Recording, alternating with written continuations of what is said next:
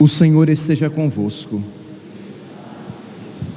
Proclamação do Evangelho de Jesus Cristo segundo Marcos. Naquele tempo, Jesus atravessou de novo numa barca para outra margem.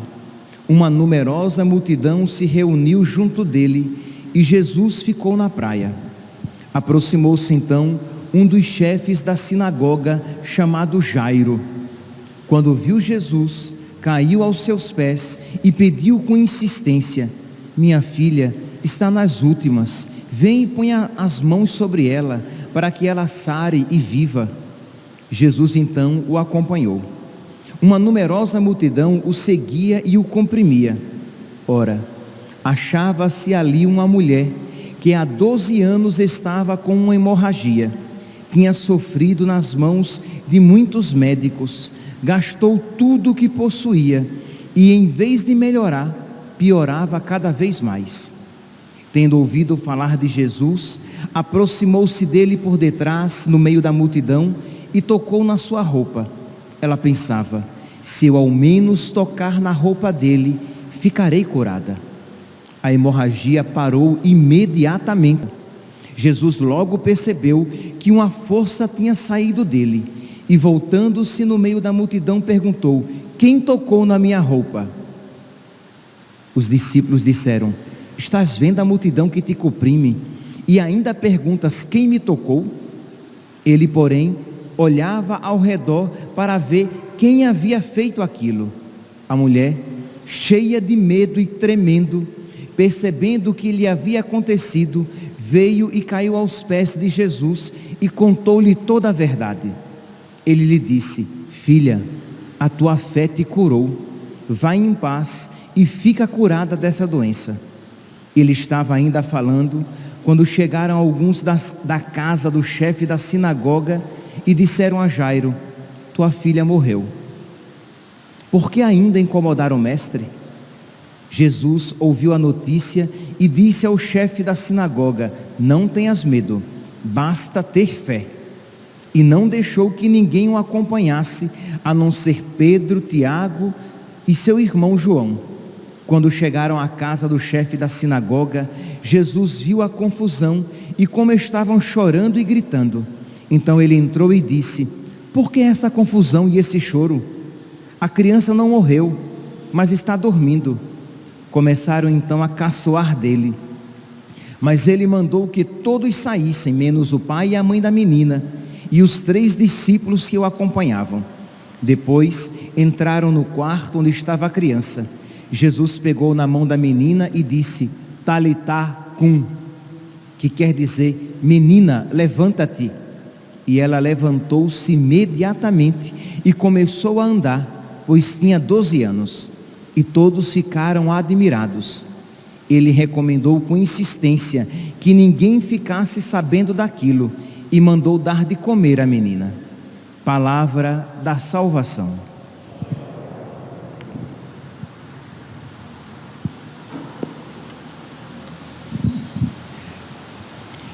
Caríssimos irmãos e irmãs, o Evangelho de hoje nos apresenta o relato de 2 curas.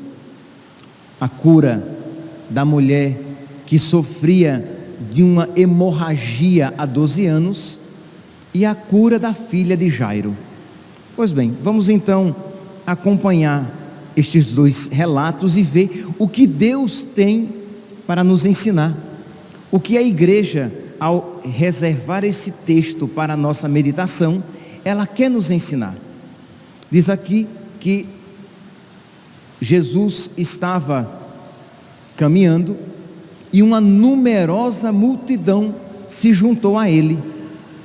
E diz então que naquela multidão chegou um chefe da sinagoga, Jairo, e disse: a minha filhinha está nas últimas, já está morrendo. Isto é, não era apenas uma menina doente. Não era apenas uma menina doente, mas era uma menina que estava morrendo, estava nas últimas. E ele diz: a minha filha está nas últimas, está morrendo. Vem e põe as mãos sobre ela, para que ela sare e viva. E diz aqui que diante desse pedido, Jesus atendeu. Jesus então saiu e foi à casa de Jairo. Mas diz que uma grande multidão apertava Jesus.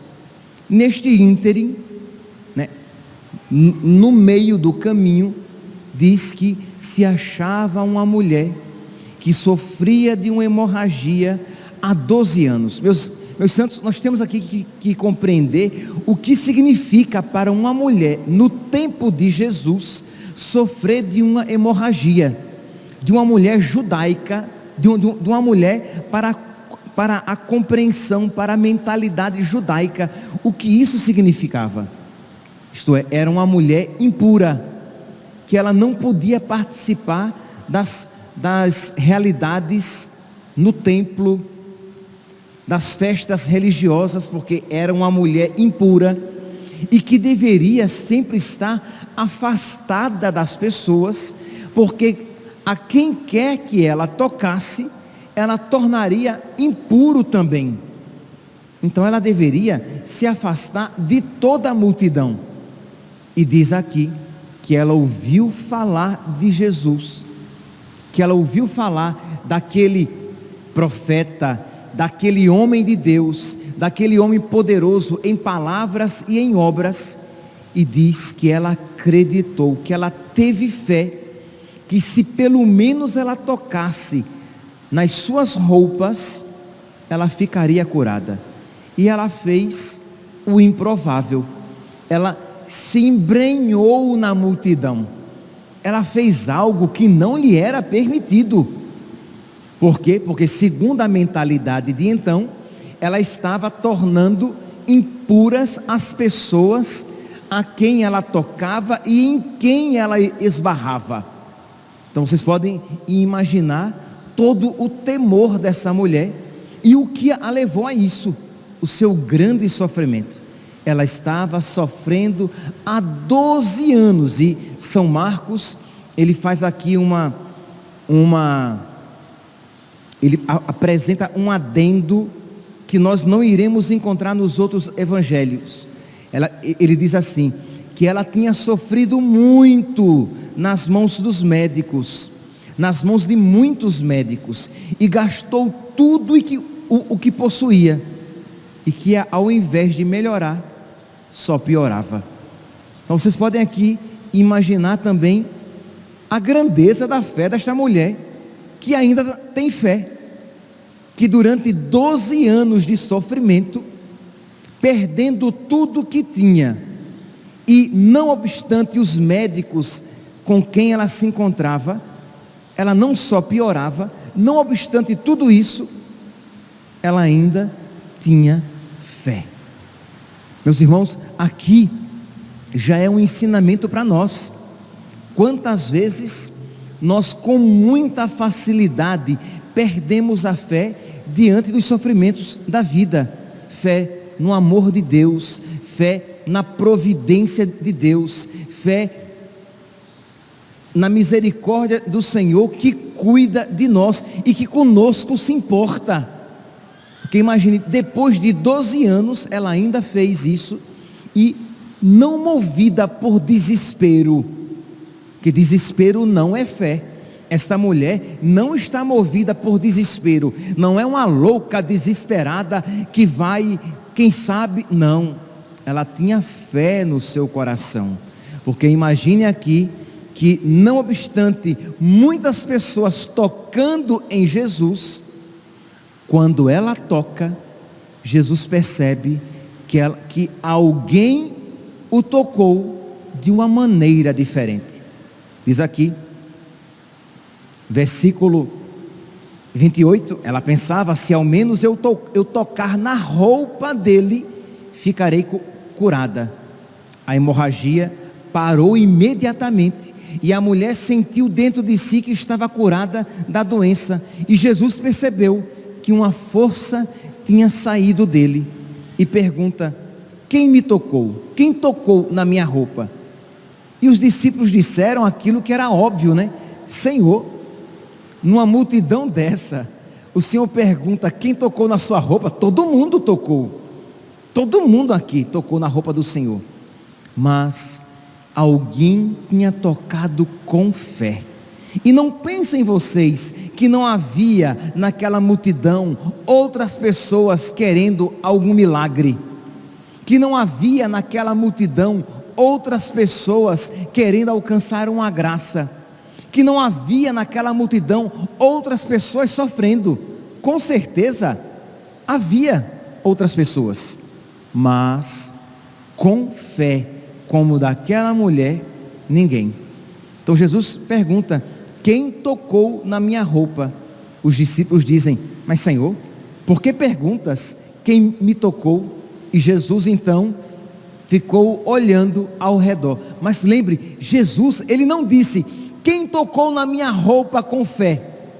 Jesus disse apenas: quem tocou na minha roupa? Ora, a coitadinha da mulher pensou: fui descoberta, eu sou impura, eu toquei no mestre, eu o deixei impuro, e agora ele está querendo saber quem tocou na minha roupa.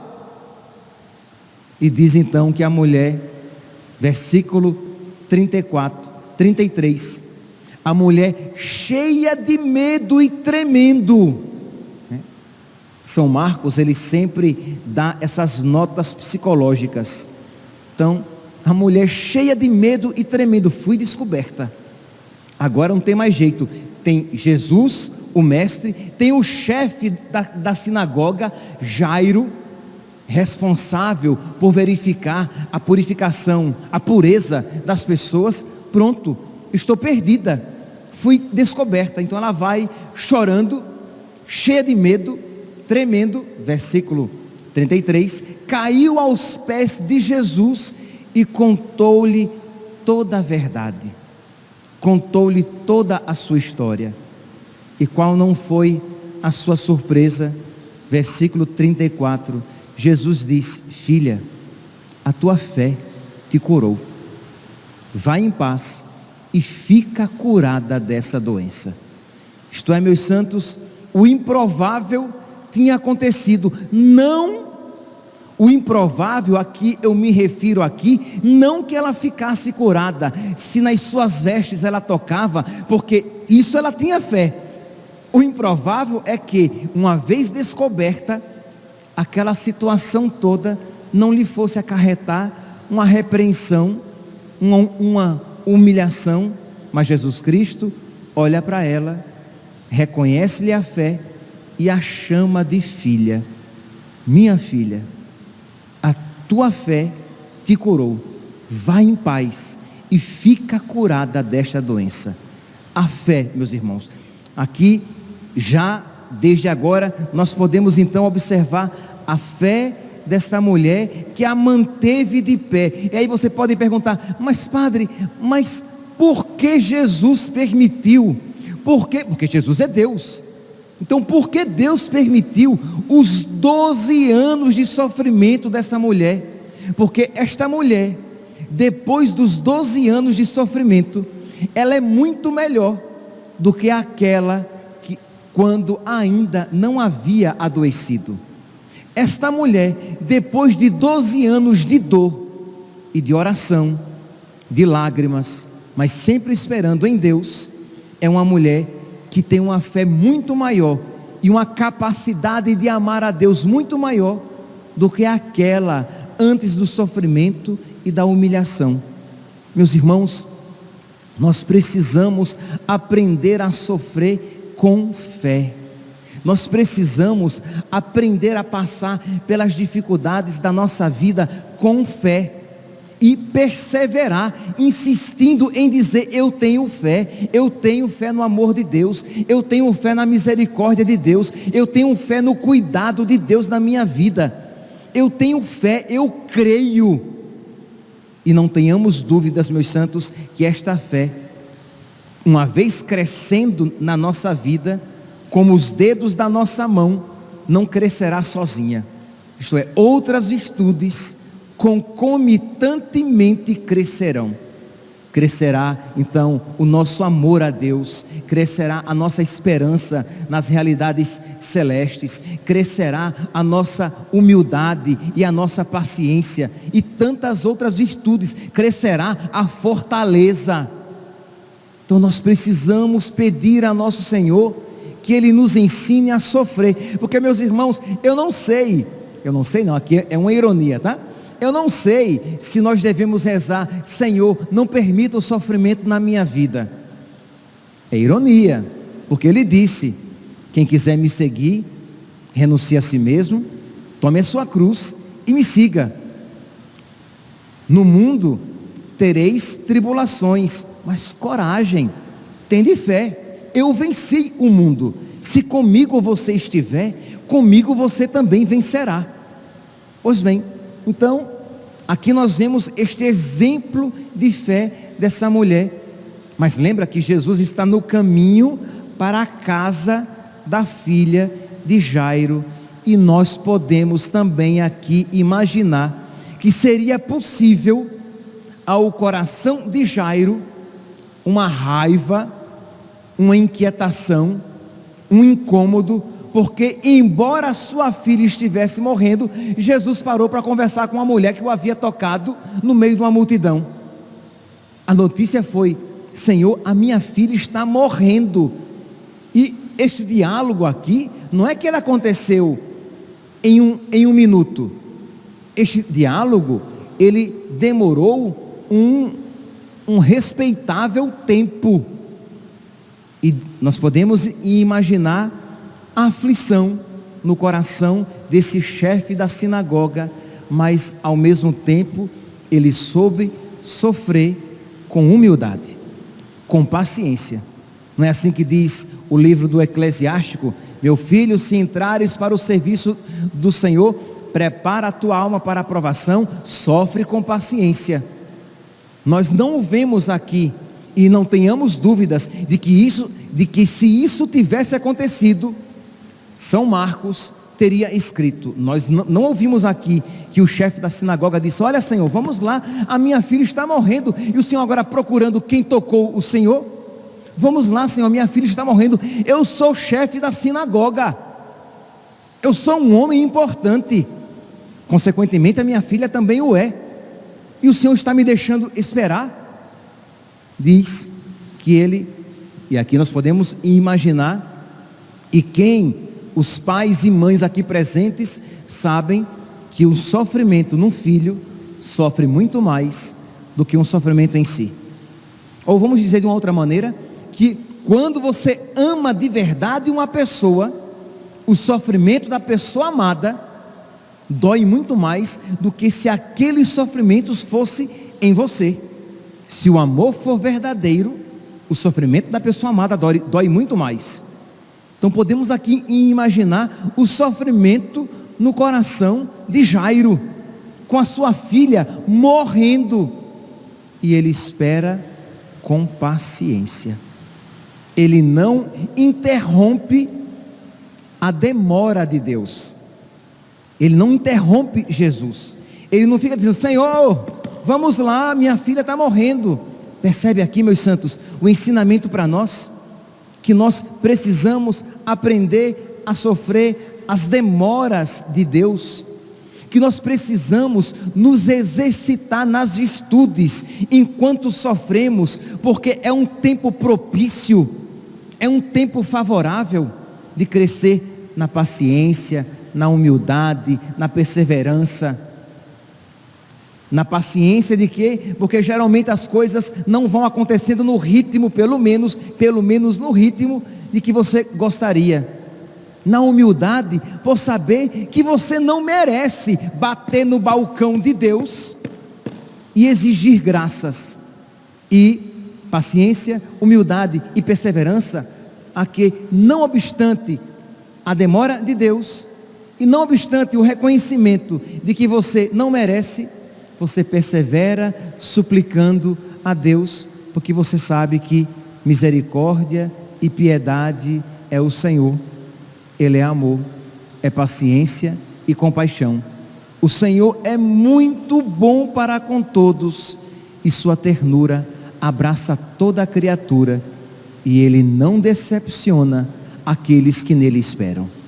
Pois bem, então estava ali, Jairo esperando, e diz aqui que quando Jesus terminou aquela situação com a mulher que sofria há 12 anos, diz aqui versículo 35, que Jesus estava ainda falando, quando Jesus tinha dito a mulher, fica curada da sua doença, ele ainda estava falando, quando chegaram alguns da casa do chefe da sinagoga e disseram a Jairo: tua filha morreu, não adianta mais incomodar o mestre. Isto é, esses não conheciam um poder maior do que da morte, não havia mais esperança. Mas nós que cremos, sabemos que tudo é possível àquele que crê. Esses, os servos de Jairo, repito, para eles a morte era a última palavra. Eles não tinham fé, eles não sabiam que existe algo infinitamente maior do que a morte, e infinitamente mais poderoso, que existe alguém todo-poderoso, infinitamente mais poderoso do que as nossas fraquezas. E diz: não adianta mais incomodar o mestre. E Jesus faz o quê? Quando Jesus ouve aquilo, ele se volta para Jairo, que deveria estar prostrado, né? Isto é, acabado, desiludido. Ele esperou e até pacientemente esperou, e parece que nada iria acontecer. E Jesus olha para ele e diz: não tenha medo, basta ter fé. Versículo 36, não tenhas medo, basta ter fé. E a atitude de Jairo mostra que ele acreditou. Isto é, diante daquela notícia, ele ainda aceitou ir com Jesus, Pedro, Tiago e João, para a casa dele, não obstante já tivessem dito que ela morreu. Jesus diz então que se despede da multidão e não permite que a multidão o acompanhe, vai à casa, e disse que quando ele entrou, chegaram à casa, versículo 38, chegaram à casa do chefe da sinagoga, e Jesus viu a confusão, como estavam chorando e gritando. Isto é, diante do sofrimento, há quem se desespere, há quem perca o controle. Então aquela confusão, aquele grito, aquele choro, isso às vezes não é uma tentação para, se não acontecer exteriormente, pelo menos interiormente, a confusão, o grito e o choro interiores, quando não até a confusão e o grito exterior, isto é, o desespero, a angústia, a perda de fé. Não há mais solução nenhuma, eu não tenho ninguém por mim. Diz então que diante daquela confusão, Jesus entrou e disse: por que essa confusão? Esse choro? Acho que ele disse com esse sotaque: que confusão é essa? Vixe Maria, para com isso. E diz aqui que começaram, que diante da repreensão de Jesus, o que foi que eles fizeram? Eles caçoaram de Jesus. Imagine, a repreensão do Senhor é misericórdia, quando ele diz: tendes fé, homem de pouca fé, mulher de pouca fé. E isso deveria o quê? Deveria suscitar em nós a fé. E o que foi que aconteceu aqui nesses? Suscitou a indiferença, o desprezo, a zombaria, a algazarra. Eles zombaram de nosso Senhor e começaram a caçoar dele. Porque estamos chorando, a menina morreu, ele acha que vai fazer mais alguma coisa. Então, percebe aqui, que enquanto nós vimos a mulher que sofria há 12 anos, e Jairo, diante do seu sofrimento, eles se mantiveram na fé, nós também iremos encontrar aqui pessoas que estão entregues ao sofrimento, ao desespero, e dele não querem sair. E a pergunta é: a que grupo você quer participar? Você quer participar do grupo dos homens e mulheres que têm fé e que esperam em Deus, e que não obstante os acontecimentos na vida, você vai insistir em dizer: eu creio no amor, na misericórdia, na piedade de Deus, na sua bondade, na sua paciência, e eu creio que tudo concorre para o bem daqueles que o amam, que nele esperam? Ou você vai participar do grupo daqueles que na primeira dificuldade se desesperam e se entregam às zombarias e gozações? Que Deus, meus santos, nos conceda a graça, e Ele quer nos conceder, e que você acolha esta graça de participar deste primeiro grupo, mas que requer de você capacidade de sofrimento. Repito, meus santos, precisamos aprender a sofrer. Quem não sabe sofrer não tem fé. Quem tem fé aprenderá a sofrer. Então peça: meu Deus, dá-me fé, dá-me uma fé maior, porque eu sei que os sofrimentos não serão tirados da minha vida. Eu sei que nenhuma redoma de vidro será colocada sobre a minha vida, de modo que eu não seja atingido pelas adversidades. Então, Senhor, eu te peço uma fé grande, para que eu saiba sofrer, e que contigo aquele sofrimento se torne causa de crescimento no amor, na piedade, na confiança, na humildade e em todas as virtudes que o Senhor quer semear no meu coração. E diz então que Jesus mandou que todos eles saíssem, aqueles desesperados, menos o pai e a mãe da menina e os 3 discípulos que o acompanhavam. Depois Jesus pegou na mão da menina morta. Imagine aqui a cena, né? Imagine o coração do pai e da mãe vendo aquela cena, e Jesus diz em aramaico: Talitá cum, menina, levanta-te. E a menina se levanta, se põe a andar, e Jesus diz que dei a ela de comer. Meus irmãos, que este evangelho de hoje desperte a nossa oração, que não seja apenas um anúncio de uma verdade intelectualmente acolhida por um intelecto que crê, sim, também, mas que seja uma verdade que desperte a nossa oração, que seja uma verdade que ilumine a nossa vida passada, para que nós vejamos como nós vivemos os sofrimentos passados, e que ilumine a nossa vida presente, como eu estou vivendo e como eu quero viver a minha vida. Porque, meus irmãos, e com isso termino, nós teremos tribulações, dificuldades, nós passaremos por vales escuros, como diz o Salmo do Bom Pastor, ou por vale de lágrimas, como rezamos na Salve Rainha do terço. Mas se nós tivermos fé, tudo isso vai concorrer para a nossa salvação, e a nossa atitude dócil às graças por Deus recebidas farão com que nós alegremos o coração de Deus, porque embora para uns o sofrimento seja destruição, para aqueles que creem e em Deus esperam, são salvação e vida. Que Deus nos conceda esta graça, e que nós humildemente acolhamos de coração. Louvado seja nosso Senhor Jesus Cristo, para sempre seja louvado.